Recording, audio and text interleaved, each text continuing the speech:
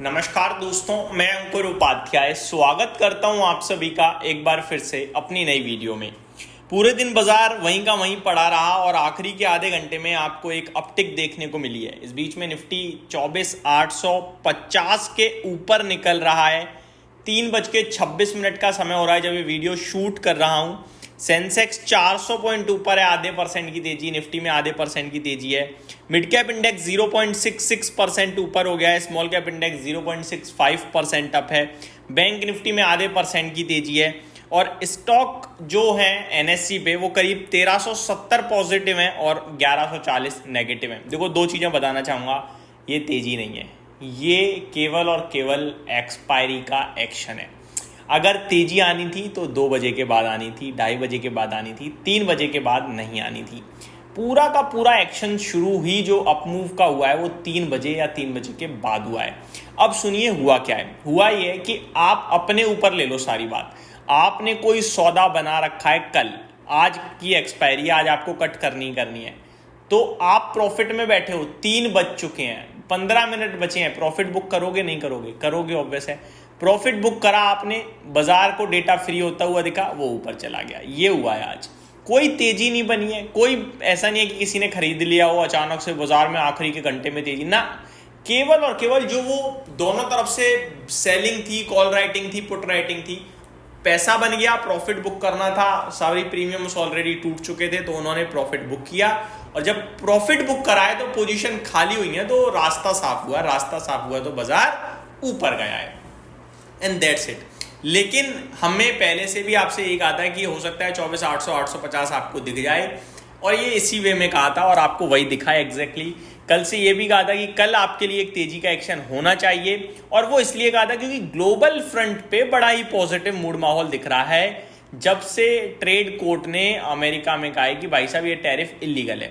तो वो सारी चीज़ें प्ले आउट हो चुकी हैं दुनिया भर में। हमारे भारतीय बाजार में नहीं हुई थी क्योंकि हम मंथली एक्सपायरी में डेटा में फंसे हुए थे।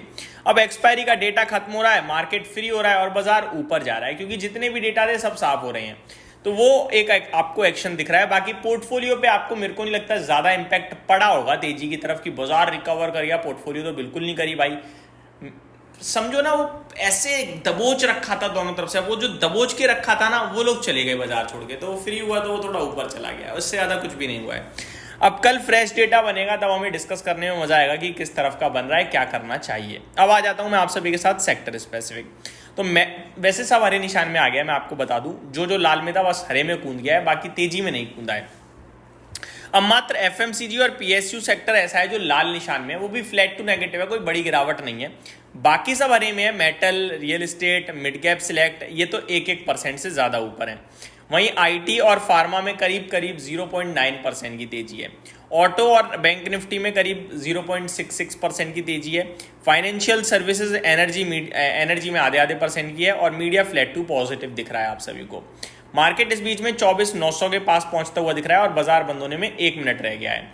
आगे बात करें टॉप गेनर्स की लिस्ट में, तो एमएमटीसी था 20% चल गया। एमएमटीसी, वेल्सपन कॉप था 10% ऊपर, वारे एनर्जीज 8.5% ऊपर था, GRSC 8%, ITI, Cummins India, Castrol, acai India, ये स्टॉक्स थे जो आज कमाल करते हुए दिखे हैं। गिरावट हो रही थी कोरोमंडल इंटरनेशनल 4% नीचे, Olectra Green Tech, Cohance Life Sciences, Raymond, JSW Holding, NTPC Green, Poly Medicure, Schneider Electric and Apollo Tyre में गिरावट देखने को मिली है।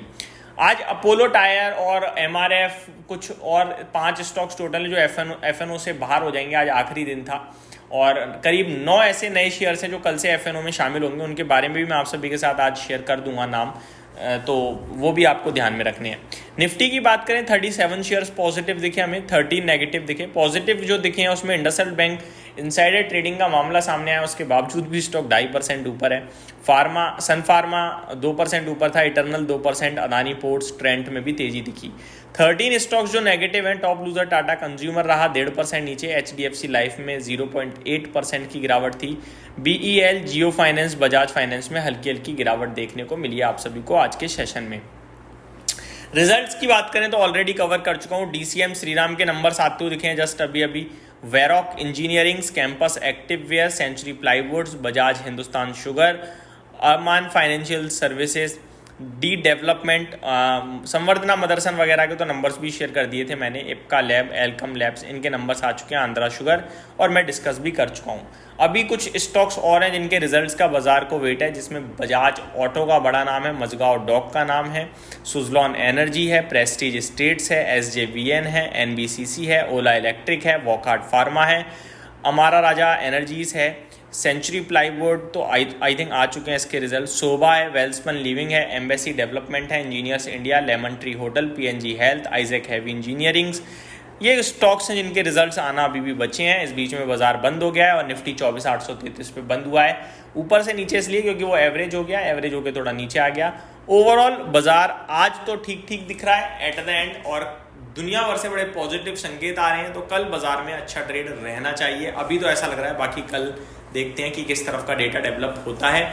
एक्सपायरी बहुत ही सुस्त, बहुत ही बेकार, बोरिंग रही, और मैं ये कहूँगा कि ये वीक और लास्ट वीक 2 वीक से बाजार एक बहुत ही छोटी रेंज में रहा। इस बीच में 2 बार हम लोगों ने 25,000 टेस्ट किया और 2-3 बार ही 24,500 भी टेस्ट किया, तो बाजार रेंज के दोनों तरफ घुमा है, यही कह सकते हैं, और समाप्त होता है। अब कल से आपके लिए मूव बनना चाहिए।